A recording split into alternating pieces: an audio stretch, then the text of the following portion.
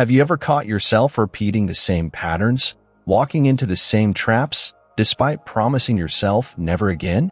Have you noticed how some wounds never fully heal, influencing every decision you make from the shadows of your awareness?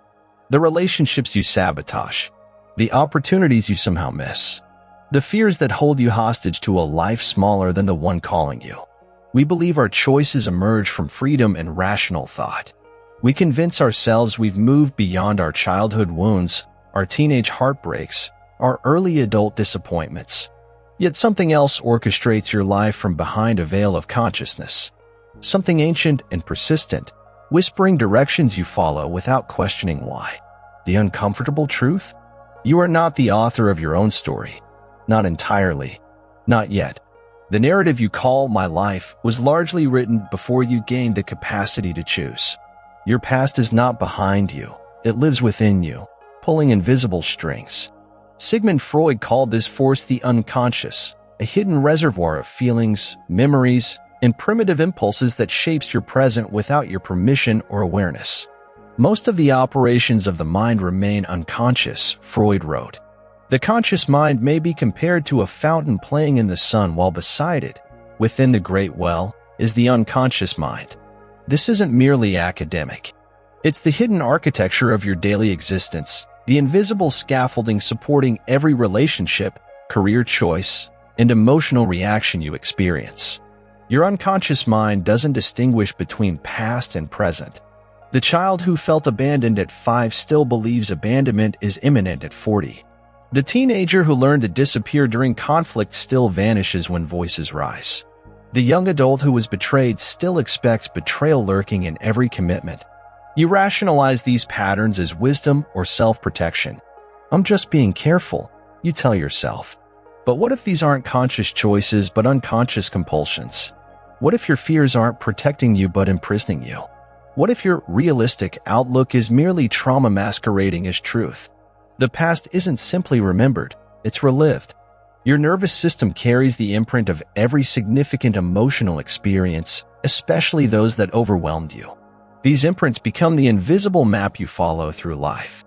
They determine which paths feel safe and which feel forbidden. They shape your attractions, aversions, and aspirations. You don't see the world as it is. You see it as you are, through the lens of accumulated experience, particularly the wounds that never properly healed. Consider the man who can't trust love because his mother was unreliable, or the woman who can't accept success because childhood taught her visibility meant danger. Consider your own inexplicable reactions, the rage that seems disproportionate, the anxiety that arises without invitation, the sadness that feels bottomless and ancient. These are not random neurological misfires. They are messengers from your past, carrying information about what once hurt you and what you believe will hurt you again. Freud called this phenomenon, repetition compulsion, the unconscious tendency to recreate past traumas in hopes of mastering them. The psyche returns to unhealed wounds seeking resolution. This explains why you might repeatedly choose unavailable partners despite desiring commitment, or remain in unfulfilling jobs despite longing for meaning. The familiar pain feels safer than unknown possibilities. Your unconscious doesn't want happiness, it wants control and predictability. It would rather you suffer in ways you recognize than risk new forms of potential pain. This is the first threshold of liberation, recognizing that your actions serve unconscious needs for safety rather than conscious desires for fulfillment. The shadows you've been running from contain precisely what you need to see. Your repetitive patterns hold the key to understanding what remains unhealed. Freud's colleague Carl Jung expanded this understanding by introducing the shadow, those disowned aspects of ourselves we've buried beneath consciousness, yet which influence everything we do. Until you make the unconscious conscious, it will direct your life, and you will call it fate, Jung wrote. This is not poetic language but practical instruction for reclaiming your agency. The parts of yourself you've hidden, vulnerability, anger, ambition, sensuality, don't disappear when rejected. They go underground, emerging in distorted forms when you least expect them. The anger you deny erupts in passive aggression. The vulnerability you suppress manifests as distance. The ambition you disown appears as resentment toward others' success. Your unconscious creates an intricate system of defenses, denial, projection, rationalization, to protect you from acknowledging painful truths about yourself and your history. You attribute your own unacceptable qualities to others. You construct elaborate justifications for behaviors that contradict your values. You selectively forget experiences that challenge your self-concept. These defenses once served you. As a child, they protected your developing psyche from overwhelming realities. But now they prevent you from seeing clearly and choosing freely. The therapeutic journey begins by questioning what you've always assumed was simply how life works or just who I am. These are not immutable truths but unconscious adaptations. Your persistent feelings of inadequacy? Perhaps they echo a parent's impossible standards. Your fear of genuine intimacy? Possibly a response to early emotional betrayal. Your tendency to disappear during conflict? Maybe it reflects childhood experiences where voice meant danger. Your workaholism?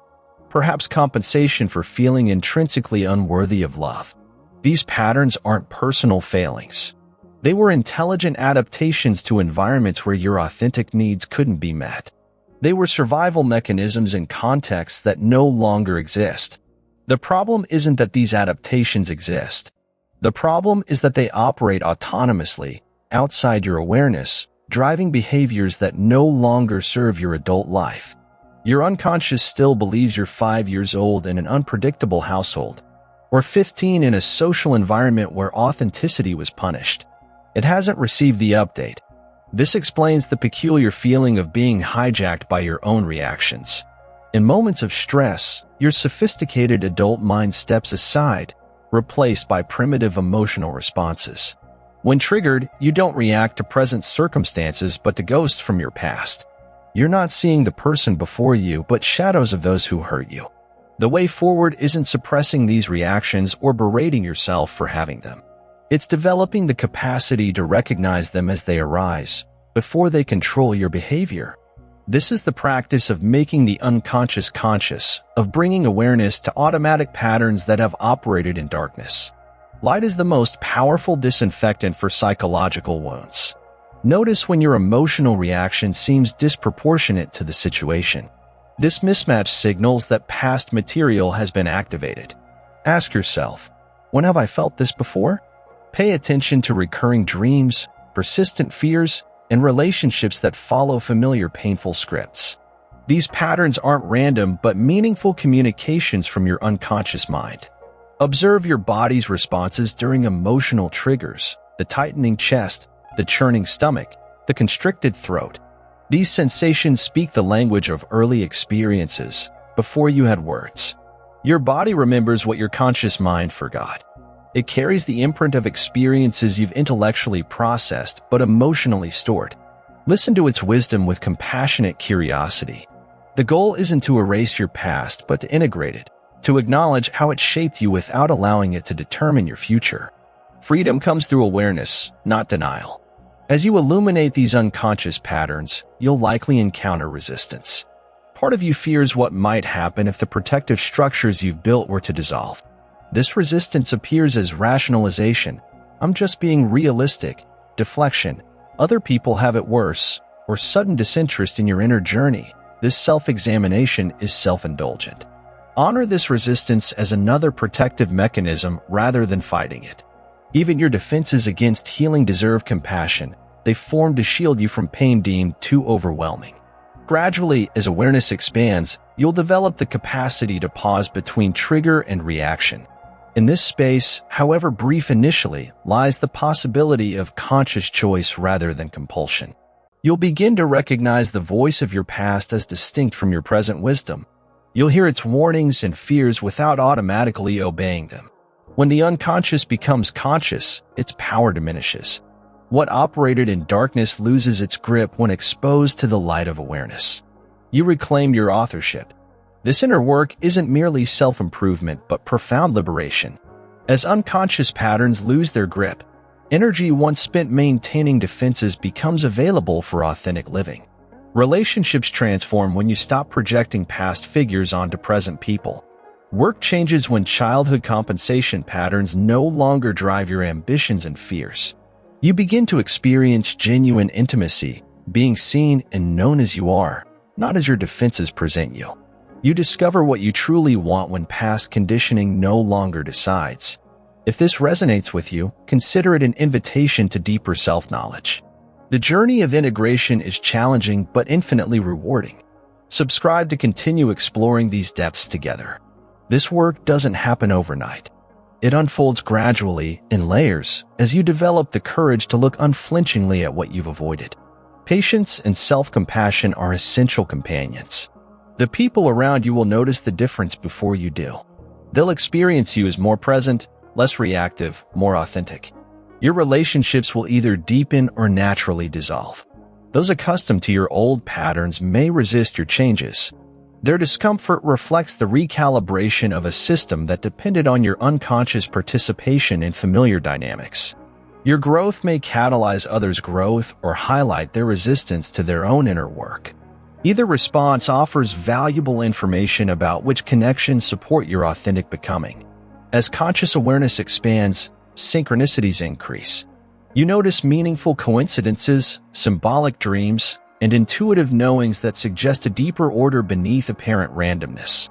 You develop a new relationship with uncertainty. Without rigid defenses dictating your responses, you can meet life's ambiguities with creative openness rather than anxious control. You discover that freedom doesn't mean escaping your past, but metabolizing it, transforming raw experience into wisdom that informs rather than compels your choices. Your history doesn't disappear but becomes integrated into a larger identity capable of holding contradictions, complexities, and the full spectrum of human emotion. The unconscious, once experienced as an adversary sabotaging your desires, gradually becomes an ally offering depth, creativity, and connection to collective human experience. As Freud himself evolved in his understanding, he recognized that making the unconscious conscious wasn't merely about alleviating symptoms, but about expanding human possibility. Out of your vulnerabilities will come your strength, he wrote late in life, acknowledging that our wounds, when consciously embraced, become portals to our most profound capacities. Your past shaped you, but it need not define you. Your wounds influenced you, but they need not determine you. Your patterns revealed you, but they need not limit you. Remember the truth that remains when illusions dissolve. You are not merely what happened to you, but what you choose to become with the raw material of your experience.